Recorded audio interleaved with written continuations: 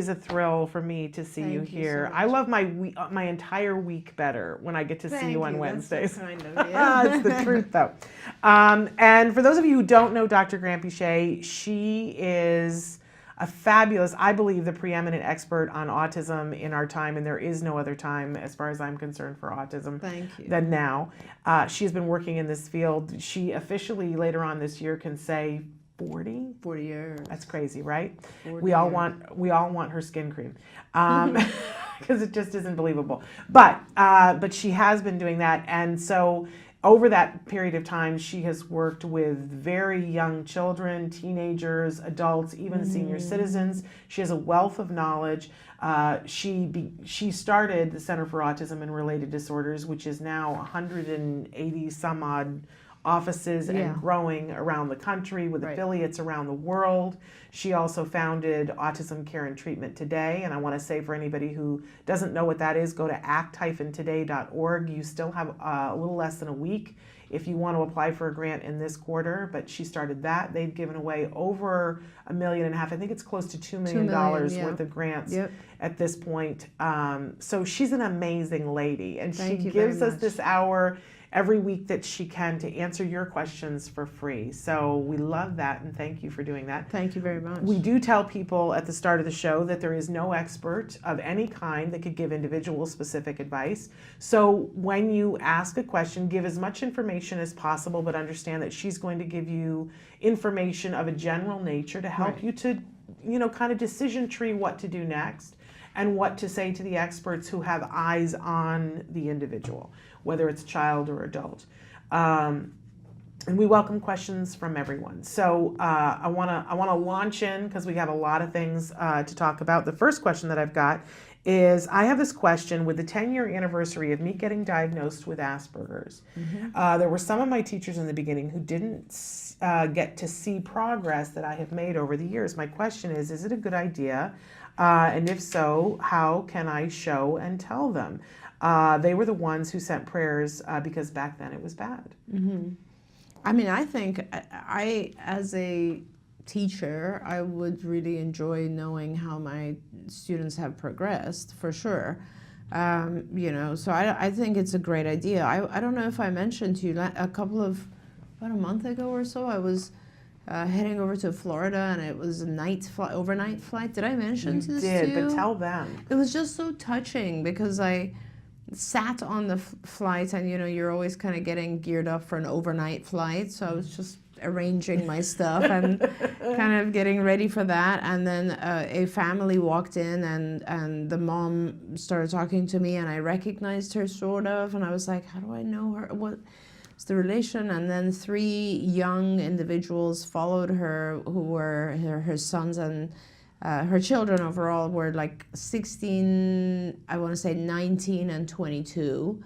And I recognized them, and then Dad came in, and I realized that this was a family. They told me, of course, and this was a family that I worked with for many years here at CARD, and all 3 children had been diagnosed, all 3. Wow. And they were, at that time, this is years ago, so they were regional center funded family, and so we would, for the boys, I remember we would get like over 20, 30 hours a week for a while. Regional center was very good about this.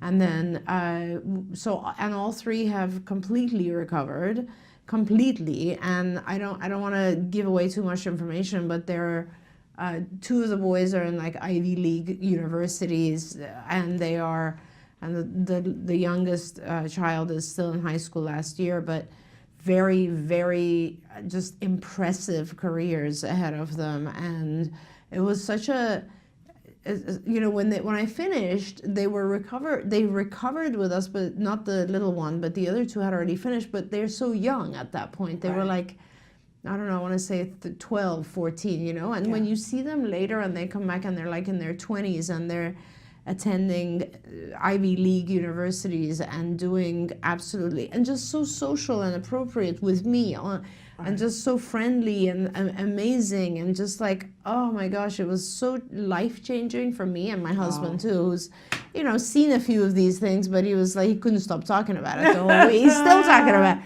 But and it's just so amazing to experience that. And so I think any teacher who is given the opportunity to know how you're doing years later, it's a gift. If you are willing to share it with teachers, I think that it would be nice for them to know how you're doing. Absolutely. And I know later on somebody asked that they would love to be on Autism Live. I don't know if it was this particular person who questioned.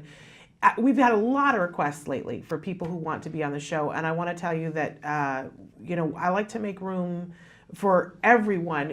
If anybody wants to be on the show, there's a very specific thing that you need to do, and that's write to me at s.penrod@autism-live.com and give me a short one paragraph about who you are and what it is that you particularly want to share on the show.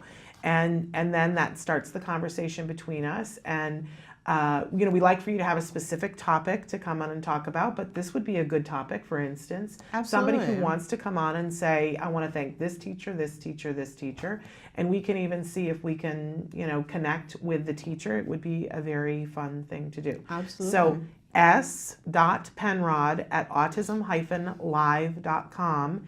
And that's to anybody that's out there. If somebody was like, why have I never been on Autism Live a couple of weeks ago? And I was like, well, because you got to let me know what you want to be on.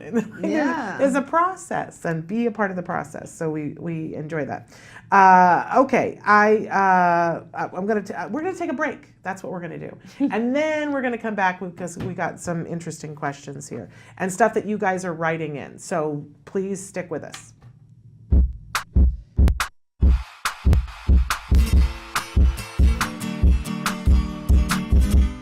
Welcome back, everyone. It's the beginning of a new year, which means the possibilities for new beginnings and starting new traditions. So I figured for the month of January, we should make a calendar for our kids to use. The focus of this project will happen with your children after it's completed.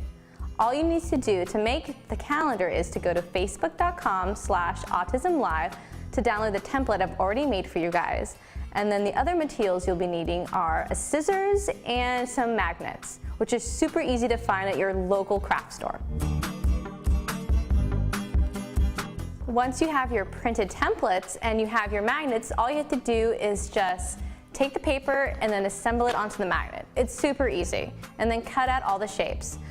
That part is a little bit more tedious, but once you have that done, you're gonna have a calendar that you can use all year round for years to come. So let's get to it. Why is this calendar so cool? Well, first thing, it's that everything is completely modular, like I said before. So you can have your kids practice naming the days of the week and putting them in order. You can even ask them questions like, what month comes after January, for instance.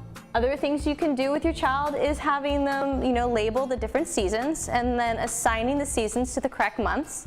So there's different ways you can use this based on your child's skill level. And what's cool about this calendar is as your child grows, so is the use value of this magnet calendar, because you can focus on more abstract things with your kid as they develop and work on simpler things with them when they first start working with it. And this is something you can always do every day of the week because the days change, right? So there's always an opportunity to visit the calendar and to use it in your daily lives. And these are just a few examples of the kind of activities you can do while playing with the magnet calendar. I hope you enjoy this activity, and I look forward to seeing you next month. Until then, craft on. Can you see me flying by your side? Hey, I'm Candace Cameron Bray. Tom Bergeron. You're watching Autism Live. And you're watching Autism Live. And you're watching Autism Live. You're watching Autism Live. Love having all those wonderful faces that are watching Autism Live. Good job, Samantha. And we're back here with Ask Dr. Doreen. Dr. Doreen Granpeesheh is here answering your questions. We're having lots of interesting gremlin things happening today, but we're here and we're excited about it. There's a note that somebody had written in and said, "Hi Shannon, not really a question, but I have a compliment. I just recently enrolled my 3-year-old son in CARD ABA program. The Good Doctor is my most favorite show on TV these days, so I watched your wonderful interview with Kobe Bird. Between folks like yourself, TGD, Not sure what that is. Oh, The Good Doctor. Hello. And Kobe, I've been given hope and excitement for the future of my son, so thank you for all that you do. First of all, I want to say thank you. We love The Good Doctor too, and have loved getting to meet some of the people who are working on The Good Doctor. We have so enjoyed that our good friend Kobe Bird was featured on the show, and that we had an opportunity for him to come back on the show and talk about that experience. And I love that you appreciated that interview, because I took a lot of heat. I'm still taking a lot of heat on that interview, that and it's totally justified, that many people have written in and said that I did not give him enough opportunity to talk because I'm a mom, and I was so excited because Kobe is a friend of the family and I talked so much of the time. So we have to have Kobe back, and I'm going to put tape on my mouth and just let Kobe talk because I heard what you said. A lot of people were very fatootsed at me that I did not let him speak because he is such an eloquent speaker. You're absolutely right. But I'm most especially happy that all of this has gotten you in with CARD. I just, you know, awesome. I know that they didn't ask a question, but I would love it if you would just talk about what happens when a 3-year-old comes to CARD and what's possible. When you get in at the right time and at the right amount. That's the other part of this equation. Right. So talk about what the prescription is. So, you know, it's and we all will go through, you will experience some difficulties, and so will we. And those are just kind of logistical difficulties, and they have to do with things like making your child's schedule and making sure your child gets all the hours that we recommend, and getting your child's hours reauthorized. And these are all just kind of like logistical issues, which honestly we have no right to complain about, because years ago nobody even had funding. So being able to be in this position is wonderful. Now that you're in, our goal will be to increase hours, and hopefully your child at 3 is getting a full ABA program, which means 40 hours a week of ABA or somewhere close to that. It is very, very hard for us to convince insurance companies that it's important to keep these intensive hours for the young children, but for the first 2 years, it is easier. After 2 years, it becomes much, much harder. So the one thing I ask for you as a parent is, please dedicate yourself to this program as much as you can. It makes a big difference if you're dedicated to the program and versus not, because parents who are serious about the program, who are dedicated to the program, do 2 things differently, or a few things actually. They never cancel. So you never cancel a session no matter what else is going on, because really nothing else is more important than your child's ABA program right now, just for the next couple of years. Second thing is that if we cancel, if our therapists cancel, you will be very proactive about it, and you will tell the supervisor and the operations manager, and they will be talking to the therapists. And we have a very detailed process for actually sort of writing up therapists who cancel. We highly, highly reward therapists who don't cancel. So we're on your team in that regard, and we really want our therapists to be dedicated to your staff, to your child as well. The next thing is that if you are dedicated to the program and committed to the program, you will learn as much ABA as you can. We have a fantastic parent training program, and it takes a ton of energy from us to convince our parents that it's important for them to get trained. So please, please get trained in all the areas that apply to your child. We will offer you all sorts of training, in-home, video-based, live. You can talk to senior supervisors. You have sessions set up with your supervisor. Please get trained. It's really important for you to follow through with the therapy that the individuals working with your child do, and then they will follow through. When you do that, then you're just increasing what your child learns. And that's what it's all about. It's really about what can we teach in the period of time that we have your child, because all the behavioral stuff goes away. The challenging behavior, it goes away as your child learns how to communicate. So when we teach the child communication and social behavior, language, etc., the child's challenging behaviors just fade away because the child is no longer frustrated. So what becomes really important is, you know, when 5 o'clock or 8 o'clock or whatever comes and the therapist is done and leaves, you can take those same techniques and apply them to your child so that they will continue to get therapy for all purposes around the clock. And that's important. And so the last thing is, please have a very open dialogue and conversation with your supervisor, and make sure that the supervisor, that's the BCBA who's running the program, is very involved and engaged and listens to your issues. Do not hesitate to take your issues further up if you need to. I hope you don't need to. But you know, we have hundreds and hundreds of supervisors, and I want to make sure that our patients are always cared for. And so please don't worry about telling, the next person up. Be patient. Make sure you just treat our people as your friends, your team, your child's team.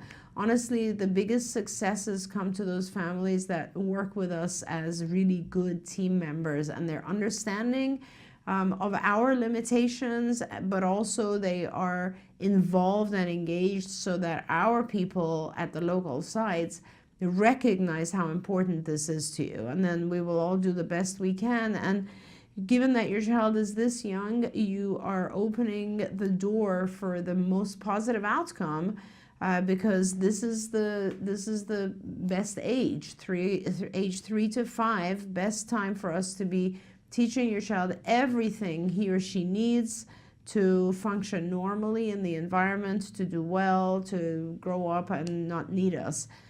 So I'm very excited for you, and this is going to be a fun journey. Every step of the way, you're going to get to appreciate incredible milestones and goals that your child achieves. It's fantastic. Good luck. Let's work together to make this happen. Part of the family. I want to say really quickly to consolidate, because CARD did a lot of research and continues to do a lot of research on outcomes and why do some kids make more progress than others. But there were 3 things that came out of a recent study that they could point to that said these 3 things indicate kids that will most likely make tremendous, the most progress. And one of them was frequency, how many hours. It's the #1 thing. Right? And then the second thing was having an experienced BCBA on your case, which CARD gives to you. Plus, CARD has oversight over all the BCBAs so that it's not just one experienced BCBA that has eyes on your kids' program. There are several that do. And then the third thing was parent involvement, parents learning what to do and parents staying involved. That if you can put those 3 things together, and when the going gets tough, and it will, at lots of different times, if you can put those 3 things together and go, we're doing though, you're going to do well. So those are the 3 things to be looking out for. Now, while you were having this wonderful conversation, I got the Facebook up and running, and we've got a lot of people watching from different places. Want to do a shout out to Cornwall, Ontario, Ohio, Phoenix, Arizona, Asheville, North Carolina. More that are coming up, but we also, you use the R word, the recovery word, and we have people who have questions and feelings and emotions that come with this, and people are saying, what do you mean? Somebody's just flat out, you don't recover from autism. Augusta, George is watching too. So somebody said, you don't recover from autism, you can learn to help them live and work with it.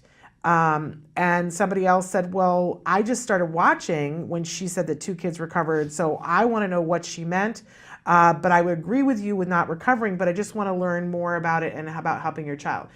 We know that words have so much meaning for people, that we attach meaning to words. And sometimes when people use the word recovery, people have emotions. So let's define what you mean by it. But I want to first ask everybody, I had to at a certain point, you got to open your mind to possibilities. Right. So, and I have to say, Shannon, it also evokes a lot of emotion in me. I bet. Because my entire life has been dedicated to this field. Yeah. So let me just, I try very hard to not get defensive as well. So I'll do my best. Because there's one group of people that I absolutely have no right to disagree with. And those are the folks who have a diagnosis themselves and are in some way find that word offensive. I have absolutely no right to tell you how to feel. by any means. And in fact, I apologize if there's anyone listening who is on the spectrum themselves and they find the word recovery somewhat insulting. I don't understand it, but I respect it completely because it's your world, it's your diagnosis. I have no right to make any comments about how you feel about a particular word that somewhat defines who you are. So I get that. That population aside, if you are a parent and you do not believe that an individual with autism has, not every individual, but that some individuals with autism have the ability to become absolutely 100% recovered, and I mean that. In other words, they have nothing different than any other child or an adult or individual, then I have issue with that. And I want to talk about that because if you haven't seen it, it doesn't mean that it doesn't exist. Now, I have, and I would recommend that the first thing you do is that you go, and I will define it, I'm happy to define it, and I will talk about it for as long as you guys want. But please don't imply that my entire life and the life of thousands of individuals who have worked in this field has been useless. If we didn't recover kids, there wouldn't be insurance funding for this right now. Let's just start there. Yeah. You don't get insurance funding for things that are just remedial. You get insurance funding for things that are classified as medical necessity, which means it's a life or death type thing. It means it's the difference in your child's outcome altogether. So this is no joke, and it's not a matter of my opinion either. Back in the 70s and 80s, when we used to do therapy, recovery was published in 1987. The first article that published recovery defined it, and that study, I will go back and talk about, was a study that came out of UCLA where I was on that project. And basically what it was, and this was published in 1987, the studies showed that we had 3 groups of children. The first group received 40 hours of one-to-one ABA therapy from us at UCLA in the project that was called the Autism Project. The second group received 10 hours of the same therapy from us again. The reason they received 10 hours was because they lived too far away from UCLA and we could not access them on a regular basis. They were very far. They were like an hour drive. And our therapists at UCLA couldn't go out there that often. Okay, so they received 10 hours a week. The ones that were closer received 40 hours a week. And then there was a third group which received 10 hours a week of a different type of therapy from the other side of UCLA, which is now called Semel Institute. Back then was called Neuropsychiatric Institute. And that was sort of a different, kind of an eclectic approach. After 2.5 years, the result was that 47%, half of the kids in our intensive group had recovered, as opposed to 2% in the other 2 groups who received 10 hours of therapy. Now, what is recovered back then? How did we define it? The way we defined it, it was 3 different criteria. One was that there was a normal IQ. So these individuals were tested on intelligence tests. We tested them before beginning intervention and then after 2.5 years to 3 years of intervention, and their IQ was normal. Normal means it was around 100 points. What else did we do? We also placed them in regular education first grade, and they were there in regular ed without any assistance. And this is, we're talking back in the 80s, okay? So that was the second criteria. The third criteria was an independent psychiatrist would remove the individuals, like would see the individual and say, no, this person doesn't classify for autism. Okay, that is how we defined it back then. Now, how do we define it now? Like, so many years have gone by and we've learned a lot more about autism, and we've seen different gradients of autism too, by the way.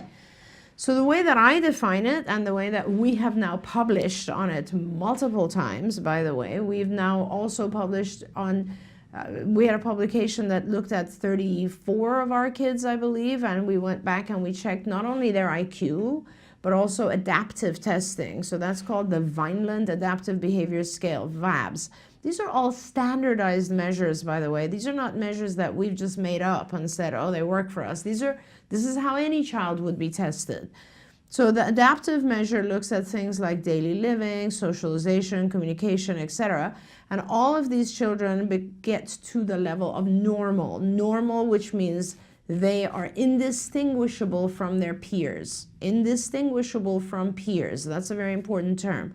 So now when we call someone recovered, we look at IQ, adaptive functioning, social functioning, and language functioning. Those 4 things, as well as I even go above and beyond, and I test my kids on executive functioning and pragmatic language. We give a series of tests at the very, very end where we look at every area, and we want to make sure that the kids are really, really doing well in school, they have friends, they're doing fine. So yes, there are those individuals who still have signs and symptoms of autism. Those are not the individuals that we are classifying as recovered fully. Yes, there are individuals who will even lose their diagnosis. They no longer fit the criteria for ASD. You could say, for all practical purposes, those individuals are recovered because they no longer classify for a diagnosis. If they went and saw a doctor today, the doctor would not give them the diagnosis of autism. So for all practical purposes, those individuals are recovered. But at CARD, for research purposes, we go above that. We go above that criteria, and we do a ton of testing to prove that this individual fits right in the middle of peers, or in many cases, higher than their peers, because a lot of our kids have incredible memory and unbelievable skills. They don't lose those skills. They're just gaining, learning other things they need so that they can function in normal society. Many of these individuals not only go on to school, but they go to college. I have been around in the field long enough where I have individuals who've been married. I'm waiting for my first married couple to actually have children so we can see how that goes. But what I'm saying is that it is absolutely possible for individuals to do extremely well. Now, not every individual, and we don't know why.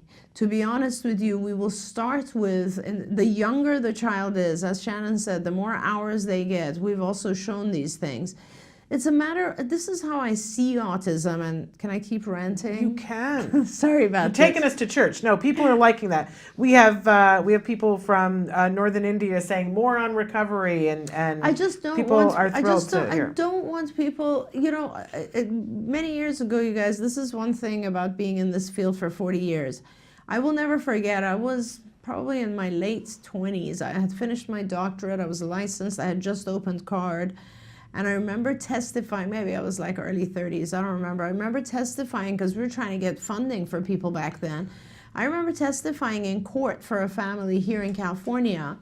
And the judge, this is where I've come from. And this is why I get so upset with people doubting the fact that there's a lot of potential for people on the spectrum to recover. And I want to talk about that because there's nothing wrong with having ASD other than the fact that it makes it harder for you to integrate and benefit from what society has to offer. That's all.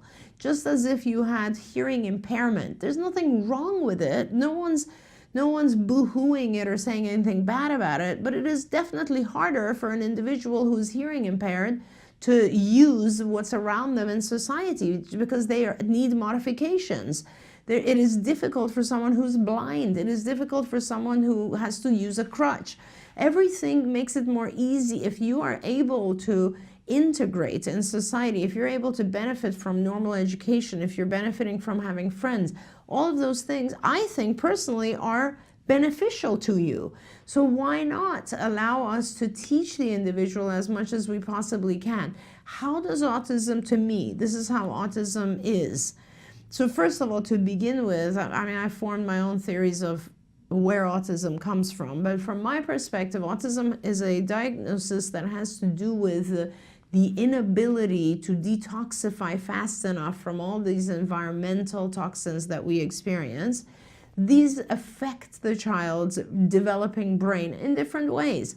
Some children will have very severe effects based on the developmental period. Let's say the child is very, very early on and they're not able, they have high toxicity due to exposure to various things, which we can't even measure. There's no way we can measure all the toxicity in our environment. There's too many types of toxicity, and we also don't know the genetic composition that leads to this low redox. So it's a combination of being unable to detoxify and being exposed to all these toxins, leading to the differences in how we learn. I was just reading again last night another study that came out on sensory sensitivities. To me, this is really about the sensory input, because if you look at a child, a young child, how do they learn? They learn by the things they see and hear and sense and so on. This is how we all learn, right?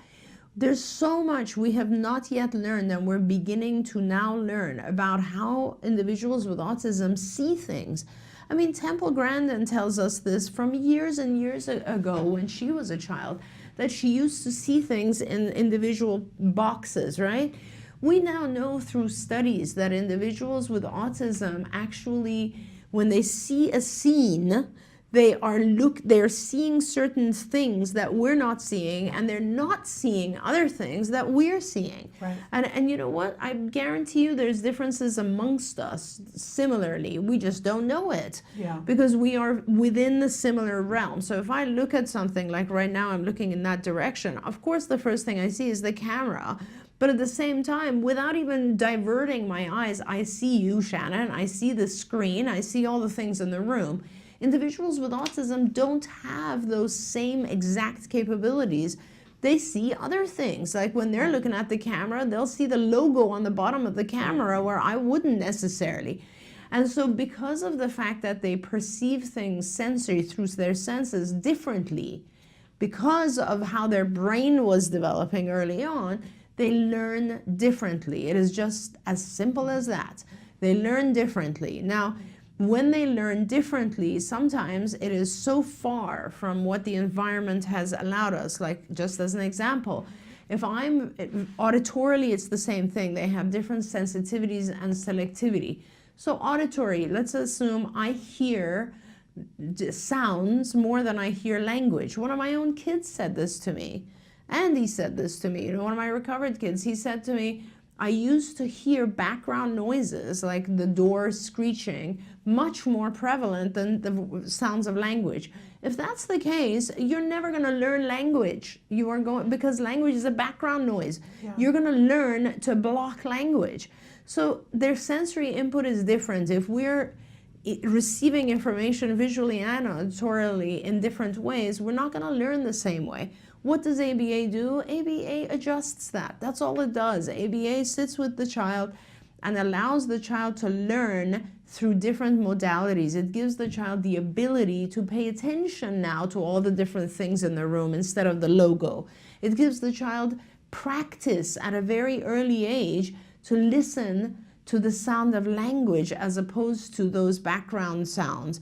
So ABA corrects or redirects the learning of the child and intensifies it, because a lot of our children, you start at 3, I'm happy. If you start at 2, I'm even happier, because the child's learning has gone awry. The child is learning things like that little logo, like that background noise, and the sooner I get them, the more I can teach them. Yeah. Now, if I have a 3-year-old, I have 2 years, 3 years where I can teach the child everything they need to reach the normal functioning of a 5 or 6-year-old.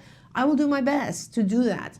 And that involves lots and lots and lots of hours of therapy, but it also involves the parent making sure the child is sleeping, making sure the child is not eating anything they're allergic to, making sure the child doesn't have massive gastrointestinal issues and pain. Because the more comfortable the child is, the more ready they are for learning, the more they're sleeping, the more healthy they are, the more they will take in. And the more they take in, if we all work as a team, the individual is taking in all this stuff. There's no question in my mind that individuals with autism can learn. That's the key to it. How much can they learn? It just has to do with how much practice. If someone comes to you today, to me, and says, hey, at your age, can you learn Chinese? I'll say, oh my God, it doesn't sound like it's ever possible. But you know what? It is possible. It's just a matter of how much time and effort I put into it. Yeah. That's what it's all about. So I'll take a deep breath. I appreciate it because we see the passion that you have for the Yeah. subject and how much you love our kids. I just want to say as a parent that, you know, so often when we're at like a walk or something like that, a parent will bring up a child and say, can you, at one of the last walks we went to, a dad said, can you explain to my daughter who's 10 what autism is in her little brother? And I was like, oh my gosh, okay. you know, rolling up the sleeves, like, how am I going to explain this to a 10-year-old? And what I said to her was, you know computers, right? And she said, yes. And I said, okay, there are some computers that are Macs and there are some computers that are PCs, right? And she said, yeah. And I said, which one do you like better? And she said, well, I like this on this and this on this. I said, okay, there are brains that are Macs and there are brains that are PCs. But if all you ever did was teach a Mac PC language, it wouldn't get very far. That's really good. You wouldn't get very far. Right. So, you know, right now, but Macs are great. Yep. And Macs can do things that PCs can't do. That's right. Nobody's saying that it isn't bad. But if all you ever teach a Mac is PC, and I said, your brother's a Mac. Right. And right now, he's speaking a different language. His brain is speaking a different language. So he's getting therapy, and he's going to learn how to translate the languages. It's not going to change the fact that he's a Mac, right? But he is not going to be held back by the fact that you speak a different language. Absolutely. I mean, Shannon, I experience this a lot of times myself when I'm learning different languages, right? When I was learning German, I remember that, like, in the beginning, I would be in Germany and people are talking and I'd be like, okay, I got that word, I got that one, but this is way too hard. I'm just going to do my own thing. And I'd find myself becoming more and more isolated, not isolated because I'd be going out with my husband and his family, but it was more about, like, I just would kind of, like, my brain would start floating to other topics because I couldn't understand what's going on around me. As time passed and as I learned more and more single words, even to this day, when I go back, I completely understand everything now.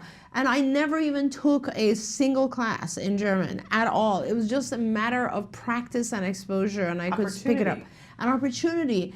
And I know it's the same thing because I went through, it's the same exact thing as learning languages. And as you said, you know, the Mac PC thing is the same exact thing. We, as kids, our kids are amazing. Sometimes I'll see children who are like 5 years old and they're still the sweetest human being ever. They have no aggression, yet they can't communicate at all. And I think to myself, oh my dear Lord, how is this little guy not getting aggressive? How is this guy not getting ticked off because no one understands him? And I always tell the parents, it's because of you. The parent has been amazing as figuring out what his needs are. And you know what? You need to stop. Like, this is the very interesting thing. I think you may have said this to me, or a mom said this to me and said, do you realize that when they're babies, right? We have to figure out with our babies why they're crying. Is it a cry because they need a diaper change, or they're hungry, or they're angry or hurt, right? What's going on? So we figure that out. With kids with autism, we never stop that. And with normal kids, typically developing kids, at some point we're like, you're 2 years old, you need to use your words, you know, and we don't do that with our kids. The reason I get so passionate about this subject of recovery is that personally I feel that if I don't set a high enough bar, I am not doing what I'm meant to be doing. I am accepting less than the child that I'm working with can produce. And then I'll be no different from everyone else who's just babysitting. And that's not what my world is about, nor is it what anyone at CARD is supposed to be doing, because our goal is not to maintain the kids where they are. Our goal is to teach them. And whether we can teach them one new subject or content or 1,000, we have to push. We have to push higher and higher, because otherwise we're just accepting, and the child will not go beyond the limit we set for them. As far as I'm concerned, individuals with autism have no limits. There is no upper limit. I want to push them for the rest of their lives to to be happy to do the best they can. And it's not really about recovery or not recovery. It's just about that limit. It's about never expecting the child to do anything less than I would expect anyone else to do. I think too, and one of our colleagues has asked me to do more on the show about recovery, and I expressed to him, I said, you know I want to, but it always ends up in a discussion because it's a very volatile word for people. It is. But I do think that, and I'm just going to apologize and say we're going to do, for not having done this before, I'm going to apologize.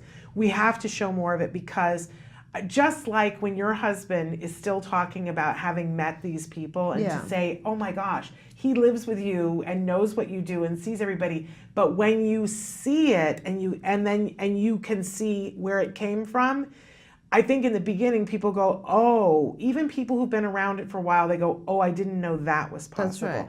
We started at CARD, we had heard what was possible, and then about we had been having therapy for 4 years, and I introduced my husband to an adult who had recovered, and we had a whole conversation with him, and then afterwards we walked away, and I said, wasn't that amazing? Don't you feel like that's so incredible? And he said, it was a great conversation. What are you getting so excited about? And I said, you understand who that was that you just talked to. You understand that he was a kiddo on the spectrum. He's one of the recovered kids. And my husband clutched his chest. And said, oh my God. And said, are you, the guy I was just talking to that we were talking about, are you talking about that guy? That guy is a recovered kid. That guy and my husband was overwhelmed. Yeah. And he said, oh my gosh, Shannon, you see this all the time. That's the first time I've ever seen it. I need to be showing you more of that. So that's what I'm going to do. And honestly, for our viewers, please go on Amazon and order Recovered Journeys Through Autism. I made that film because it was for parents who went through this exactly the thing that you guys are going through. These are parents who were at very high level university settings getting their kids diagnosed and were told, put your child in special ed, just save your money, you're going to need it later on. Your child's never going to recover. This is not something that you recover from, all that sort of stuff. And we're talking, you guys, back, 90s, early 90s. And they didn't believe it, and they put all their efforts into it. And you will see these children when they started, and you will see these children at age 13, whatever, 11, 17, when they're done. And I wish, I don't have time right now, but one of my dreams is to do a follow-up on those kids, because the child who on there is, to me, looks the most severe is, I can't even tell you what he's doing right now in the world, because it's so high level. And he's, all four of those kids are doing incredibly well in their worlds. One of them is lecturing across the world about various things. They are more than recovered. Not about autism. I want to point out he's not lecturing about autism. No, he's lecturing about scientific He's talking techniques. about science. And he's getting his PhD in an area of science. And honestly, when I listen to his lectures, I'm like, good Lord, like, wow. You gotta love it. So, Okay. Because we're going to take a break. I'm going to stop you. We're going to take a break because you guys are writing in things. We want to read them. People's interest. And you guys want to know about funding. And we've got a mom who's going it alone, who's hit a little bit of a wall here that I want to make sure that we support. Short break. We'll be right back. Stick with us.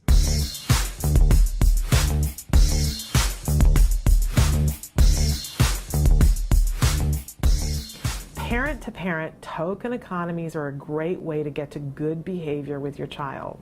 So first of all, let's talk about what is a token economy. It's just a visual representation of reinforcement or a reward that's going to come later on for behavior that you've done now.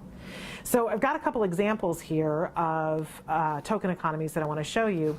But one of the most important things to remember with a token economy is that it's essential that whatever the child is working for be meaningful to them. So here, this is a two-part token economy. I've got a list of things for the child to pick from, to pick what they want to work for. So the child would pick off the one they want, put it on their other token economy, and you can see it says, I'm working for a play date. What a great thing to work for. And as this child progresses through their day at school, every time they do a task and they do a good job, they're going to get a token to put on this token economy. And we've got a rule in place for them that says maybe you have to get 3 tokens in order to get that reward, which today is a play date. And as the child gets better, we're going to make it harder and harder. Maybe next week it's going to be 4 tokens to get the play date. This is another token economy here. This is a task completion token economy, so every time the child completes a task there's a picture of, they can peel off a token and put it on to demonstrate that they have completed that task. Again, it's essential that they get a really wonderful, meaningful reward for having gotten these tokens. Using a token economy can be much simpler than this too, because you can download them to put a free app on any one of your devices. Right here on my phone, I've got a free app, Easy Kid Tokens, and when my child does a task and completes it, and he can specify what the stickers are. In this case, it is a ladybug, and when he gets 3 of them, then he's going to get his reward. This is a really simple way to take something with you when you're going on an outing and make sure that your child is staying on task and getting rewarded for the things that they do. It leads to good behavior. One of the most frightening things there is when your child wanders away or elopes. Hurts my heart when I see those baby pictures of my child. Are all moms like that? Do you go, oh, like it's just pain? But anyway, we're here with Dr. Doreen Granpeesheh, and she is answering your questions in real time. We had a lengthy discussion about, I think, good things. One of the things that somebody wrote in and said, but what's the cost of the program to get the help? Because she says, we see so many times that there are programs to help our kids, but they're all, you know, double dollar signs. And that's certainly true with ABA. It is definitely true, because it's very human intensive. So, you know, I will never, for every hour you need a therapist, and the price of therapists is going up, up, up, because credentials are increasing, which means they have to get more and more training. So it is very expensive. And yet the cost of what insurance will pay sometimes is going down, down, down, yes, which is not the way things should.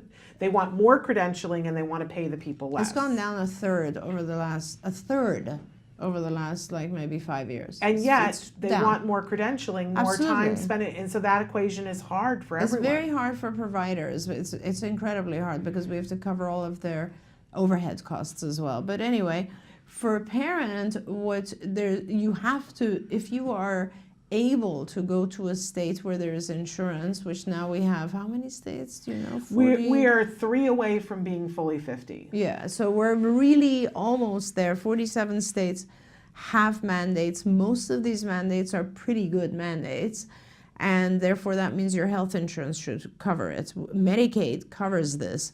We accept Medicaid everywhere in the country, and I really recommend that you put effort into trying to get that going, because, you know, unless you're a millionaire, it's very hard to cover the cost of this type of thing. How much does it cost? It probably costs around, I want to say, $60,000 to $80,000 a year, and your child is going to be looking at 2 to 3 years at least, so of that intensity. And of course, then as the intensity goes down, the cost goes down. Now, in the old days, you know, before we had insurance, there were people recovering their kids. How did they do it? They got others to help. Now, there's a lot of different places you can go. One of the kids on recovered the video.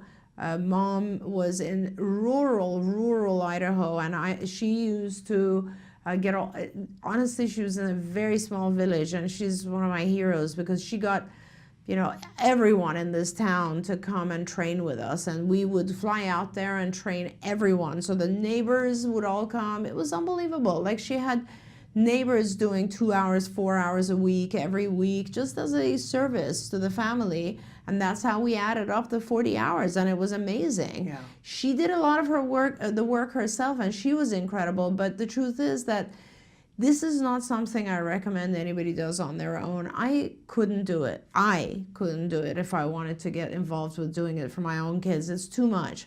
And it's just too emotional for the parent, too. It's too much. So you got to get help. And honestly, we talk here about what's, good, better, best, right? And Dr. Granpeesheh has given you guys a lot of resources if you're not near a card office, Right. although she's opening more card offices. But there's the card book. Yes. We actually had a question about that I don't know if we're going to get to. But there's the card book. So for people that don't have internet, there's Skills. The that's biggest available to resource you. that we have, I think, is Skills. And that's why I made it. I made it for parents. And a companion to Skills is IBT. That's right. That Institute for Behavioral Training, so you can get trained in all the things that a therapist gets trained in on IBT, and you can get all the lessons that CARD has at Skills. And you can use IBT to train your neighbors. You don't, it might be helpful to have somebody. There are times that you can do a consultation, but you can become a registered behavior technician. You can become a board certified autism technician through IBT, and your neighbors can, and the local sorority can, and the Kiwanis Club can. And the cost of it is incredibly low. I don't know exactly what the full training package costs, but honestly, it's got to be less than $500 or something. It's not that much. And you I can think it's like use it, $425. There you go. And you can use it for as many people as you want, and you can repeat it. You can do whatever you need to do to get all these people trained. This, I don't know, I think it's at 70 something a month. Yes. And you have access to more than you need on here. Between the two, you can actually get this done at extremely low cost. So we actually have a discount that is going to be coming from, if you are an Autism Live viewer, and I'm not sure what the code is, but I think it's A-Live. So if you go to Order Skills, tell them that, say Shannon sent you, and there's a code, I think it's A-Live. I'm going to get that to you guys this week. I'm going to do that so you can get a discount on it because you're a viewer of Autism Live. So there's that. Now, you still have a ways to go, and it's still a lot to do, and it's a Herculean effort, but yes, it's so much better than it's not. the cookbook. We're giving you the training, we're giving you kind of the curriculum, we're giving you the assessments that are necessary, we're giving you the ability to measure your child's progress and to know exactly what to teach next. Okay, so all of that is there. It's just a ton of work. It's a lot of work. I want to go right now to, we had a question from our West Virginia mom. She said, hello, West Virginia mom here. My question is, what should be my realistic goal of time spent daily doing ABA? As you know, both of my kids are on the spectrum, and I had to pull my daughter in homeschool due to severe bullying. I'm finding it more and more difficult to schedule time for one-on-one time working with them. I knew it would be difficult doing it on my own, as we have no resources to cover the cost of ABA. And I was not prepared for how difficult it is, even with years of training. I go through these periods where everything is working well, and these other phases, like now, where I'm almost in a panic. Can't get my hands on enough research and articles and information, and I get incredibly overwhelmed. What should my realistic goals be with each child in terms of amount of therapy done? I know that varies by person, but any input at all would be greatly appreciated, and thanks for all you guys do. Love, from West Virginia.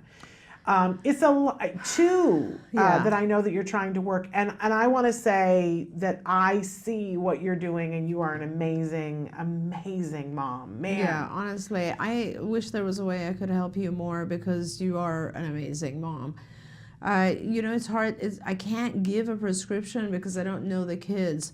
When you have young children, generally the general rule is, if the child is starting below the age of, I want to say 4.5, then you should be trying to do an intensive program, which is like 30 to 40 hours a week. And you should do that as long as the child is going at a very fast pace. If the child is it doesn't matter what level of impairment they have when they're that young, you should just give the child full force. When the child becomes school age and starts getting into like 7 and 8, then you sort of need to readjust your program, because there's all these other things that are now hitting the child's world. Sometimes I'll even tell parents, the child's doing so well, like, don't worry about academics right now. Math is not as important as language. So you'll have to make those choices when the child gets to a certain age. The older you get, the less funding there will be for it, and the more severe we just actually did an analysis, Shannon, of our database we looked at 3,400 children, and we concluded that what is being recommended, we're very happy about, is that the more severe the child's needs, then the more support, so the more hours they should be getting with severity. And that is true all the way up to 18. Okay. When we're looking at a child who's sometimes past 18, there's all kinds of variation, but literally we looked at ages 2 to 18, and we noticed that if the child is more severe, like they have more symptoms, they are definitely getting more hours. That's the way it should be. But you're one mom and 2 kids. I don't know how you can do this. I wish you could get more people involved. And why don't you have funding? You should have funding in Virginia. Okay, so here's what I'm going to ask you to do. You have my email, but I'm going to give it to you again, s.penrod@autism-live.com. Let's you and I connect and come up with a plan, because things are constantly evolving. And I know when I see you saying that, you're doing more research and stuff, and I understand that. I get that. You and I totally get it. But let's use your time productively. Let's make sure that you're getting everything that you can get, and let's beat the bushes, as they say, and see if there's more that we can find in those bushes. How about that? So we're past time for you, because I know that we have to let you go. But we want to thank you. It's my pleasure. And thank you for the I inspirational hope I didn't talk. offend any of our viewers. I just get very passionate about what our kids are able to do. Well, and I have seen what you do firsthand. So I'm going to say to you, you stay passionate. You don't need to apologize. Thank you. I will take whatever guff. That's what I will do. Thank you. And then we'll sort it all out. But it's all good, because when people are on your side, you got to recognize it. She's on our side.